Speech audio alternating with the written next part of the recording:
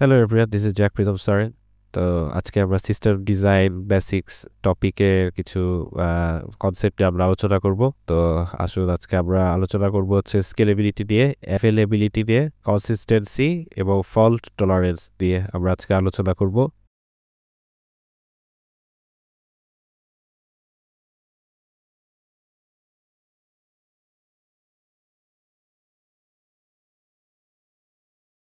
First of all আমরা আসি হচ্ছে স্কেলেবিলিটি নিয়ে। স্কেলেবিলিটি আমরা অনেকবার আলোচনা করেছি এর আগেও, মানে বিভিন্ন যে আমরা কনসেপ্টগুলো দেখছিলাম তার তার ভিতরে স্কেলেবিলিটি জিনিসটা ছিল। তো স্কেলেবিলিটি জিনিসটা কি, যে আমার হচ্ছে যে আমরা যে সার্ভার আমরা মনে করেন যে আপনার হচ্ছে একটা ওয়েবসাইট আছে, সেটা আছে ফার্স্টে আপনি আহ, সেই সাইটটা আপনি রিলিজ দিয়েছেন এবং ফার্স্ট আপনার হচ্ছে একটু মানে এন্ট্রি লেভেলের হচ্ছে ট্রাফিক আসছিল, ঠিক আছে। তো ওইটার জন্য পারফেক্ট ছিল, ওইটার তো কোনো সমস্যা ছিল না। তো আপনি সুন্দরভাবে সার্ভ করতে পারছিলেন। তো আপনার যখন সাইটটা হঠাৎ করে পপুলার হয়ে গেল, তখন হচ্ছে কি আপনার ট্রাফিক বাড়তেছে। তো ট্রাফিক বাড়ার সাথে সাথে কি হচ্ছে, আপনার সাইটের একটা প্রেশার পড়তেছে, ঠিক আছে। সেই ট্রাফিকটা কন্ট্রোল করা তার পক্ষে মানে কঠিন হয়ে যাচ্ছে, ঠিক আছে। তো আপনি কি করতেছেন, যে আপনি সাইটের যেই সার্ভারটা আছে সেই সার্ভারটাকে আপনি বাড়িয়ে দিচ্ছেন, ঠিক আছে। আপনার সার্ভারের স্কেল করে আপনি বাড়িয়ে দিচ্ছেন, ঠিক আছে। সো বাড়িয়ে দেওয়ার সাথে সাথে কি হচ্ছে, আপনার সার্ভার এখন অনেক ট্রাফিক হওয়া সত্ত্বেও আপনার সেই লোড ব্যালেন্সারের মাধ্যমে সে ব্যালেন্স করতেছে এবং শুধুমাত্র সে ট্রাফিকটাকে হ্যান্ডেল করতে পারতেছে। তো এই যে সার্ভার বাড়িয়ে দিচ্ছি বা কমিয়ে দিচ্ছি, বা আবার আবার হচ্ছে দরকার অনুযায়ী আমরা যে বাড়াচ্ছি কমাচ্ছি, সেটাই হচ্ছে স্কেলেবিলিটি। যে আমি এটাকে স্কেল আপ করতেছি, আমার সার্ভার স্কেল আপ করতেছি এবং আমি আমার ট্রাফিকটাকে হ্যান্ডেল করার জন্য আমার যা দরকার বেশি আমি সেটি করছি। তো সেটাই হচ্ছে স্কেলেবিলিটি, ঠিক আছে।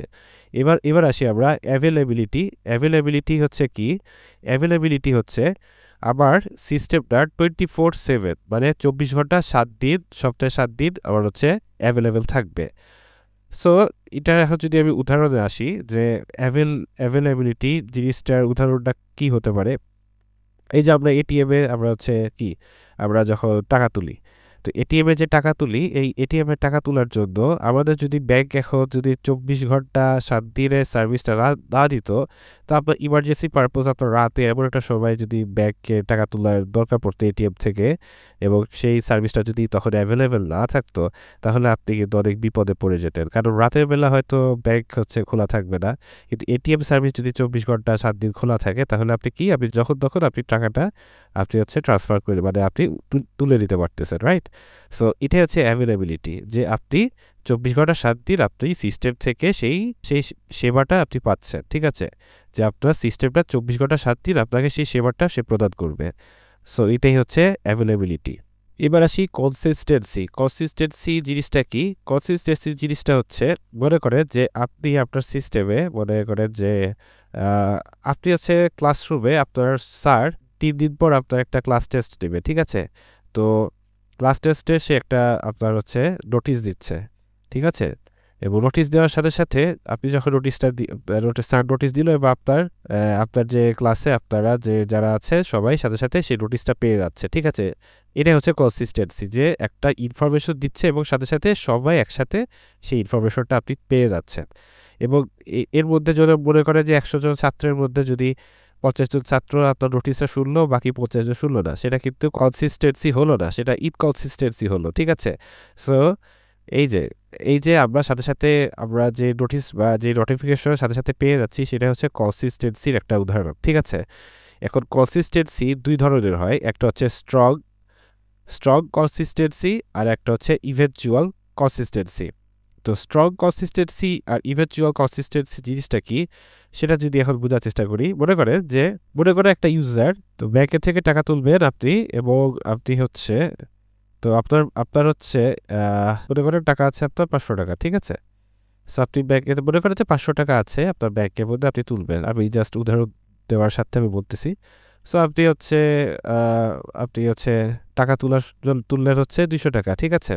তো আপনি তুললেন কত? 200 টাকা। সো সো আপনি তুললেন 200 টাকা, আপনার ব্যাংকে ছিল 500 টাকা, আপনি সেখান থেকে 200 টাকা তুললেন, তাহলে আপনার থাকলো কত? থাকলো হচ্ছে 300 টাকা, ঠিক আছে? তো এখন হচ্ছে আপনার ব্যাংকের সাথে সাথে যে 300 টাকাটা আপডেট হয়ে যাবে এবং সেই আপনি যদি এখন মোবাইলে আপনার কিন্তু যখন আমরা এটিএম এ টাকা তুলি তো যখন আমরা মানে ব্যাংক থেকে টাকা তুলি তার সাথে সাথে কিন্তু আমাদের একটা নোটিফিকেশন মোবাইলে চলে আসে, ঠিক আছে? সো মোবাইলে যখন চলে আসে তখন কিন্তু আমরা দেখি যে আমার সাথে সাথে আপডেট হয়ে গেছে। আপনি তুলবেন এবং কয়েক সেকেন্ডের মধ্যে আপনার চলে আসবে, ঠিক আছে? সাথে সাথে চলে আসে, আপডেট হয়ে যায়। তারপরে আপনি যদি কার্ড আবার ঢুকিয়ে আবার যদি দেখেন যে আপনার কত ব্যালেন্স আছে আপনি দেখতে পারবেন, তো তখনই সে বলে দেবে 300 টাকা। সো এই যে সাথে সাথে আপনি হচ্ছে যে আপডেটটা পেয়ে যাচ্ছে সেটা হচ্ছে স্ট্রং কনসিস্টেন্সি। স্ট্রং মানে সাথে সাথে আপনার সেই আপডেটটা হবে, কোনো ডিলে থাকবে না এর মাঝে, ঠিক আছে? এখন যদি মনে করেন যে আপনার 500 টাকা আছে, আপনি সেখান থেকে 200 টাকা তুললেন, আপনার যে 300 টাকা এটা হচ্ছে 1 ঘন্টা পর আপডেট হবে। তো আপনি টাকা তোলার পরে যখন ব্যালেন্স চেক করবেন এবং চেক করার পরে যদি আপনি দেখেন যে আপনার হচ্ছে 500 টাকায় আছে, বাট আপনি কিন্তু 200 টাকা তুলে ফেলছেন, 300 টাকা থাকার কথা, কিন্তু আপনার আপডেট কিন্তু হয়নি, সাথে সাথে আপডেট হচ্ছে না। তো এটা কিন্তু প্রবলেম আপনার ব্যাংকিংয়ে এটিএম এর সেক্টরে, ঠিক আছে? সো এটা কিন্তু বড় ধরনের প্রবলেম। সো তারা হচ্ছে স্ট্রং কনসিস্টেন্সিটা তারা ফলো করে থাকে যে সাথে সাথে আপডেট হয়ে যাবে এবং সাথে সাথে আপডেট হওয়াতে আপনার কি হচ্ছে যে আপনি সাথে সাথে নোটিফিকেশন পেয়ে যাবে এবং আপনি সাথে সাথে সব আপ টু ডেট থাকতে পারতেছে ইনফরমেশন দিয়ে, ঠিক আছে? সো সো এটা হচ্ছে স্ট্রং কনসিস্টেন্সি, ঠিক আছে?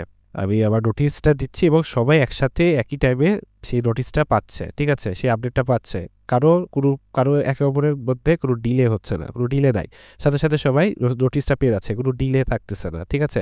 যে নোটিশ দিল আজকে 2 দিন পর পরীক্ষা, নোটিশ দিল আজকে বাট আপনি 2 দিন পর নোটিশটা পাচ্ছেন এরকম না, আপনি সাথে সাথে নোটিশটা পেয়ে যাচ্ছেন। সো এটা হচ্ছে স্ট্রং কনসিস্টেন্সি। এবার ইভেনচুয়াল কনসিস্টেন্সি জিনিসটা কি?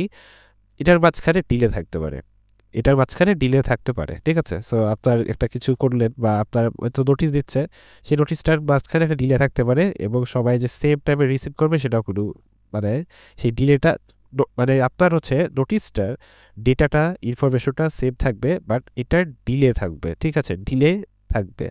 সো মনে করেন যে এটার উদাহরণ যদি আমি দিতে চাই যে আপনি হচ্ছে এই যে আমরা সোশ্যাল মিডিয়া ইউজ করি যে ফেসবুক, ইনস্টাগ্রাম, এখানে যে আমরা পোস্ট দিই, এই পোস্টের মাঝখানে কিন্তু একটা একটা সামান্য ডিলে থাকতেই পারে, এটাতে কোনো বড় বিগ ডিল না, ঠিক আছে? যে আপনি একটা পোস্ট আপডেট করলেন, আপডেট করার পরে আপনার ডিলে যদি হয় 5 সেকেন্ড, তো 5 সেকেন্ডের ডিলে ডাজেন্ট ম্যাটার, ঠিক আছে? আপনার কোনো সমস্যা ক্রিয়েট করবে না।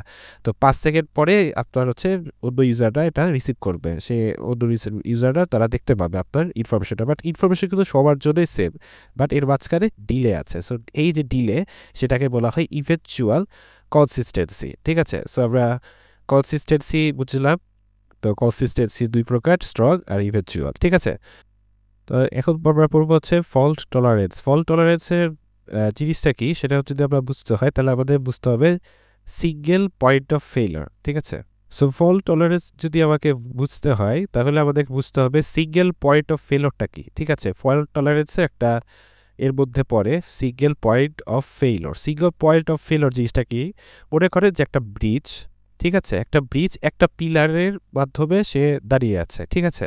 সো একটা ব্রিজ, আপনার যে সেতু আমরা পারাপার হই, তো সাপোজ ওই সেতুটা একটা পিলারের উপরে দাঁড়িয়ে আছে এবং এই পিলারটা যদি কোনো প্রবলেম হয়, যদি ভেঙে যায়, তাহলে ব্রিজটা সাথে সাথে কী হবে? পড়ে যাবে, কোল্যাপস করবে, ঠিক আছে? তো এই যে ব্রিজটা একটা যে পিলারের উপরে দাঁড়িয়েছিল, ওই পিলারটাই আপনার সমস্ত দায়িত্ব তার মধ্যে ছিল যে ব্রিজটাকে ধরে রাখার। সেটা ভাঙার পরে যে ব্রিজটা কোল্যাপস করলো, ওটা হচ্ছে সিঙ্গেল পয়েন্ট অফ ফেইলার।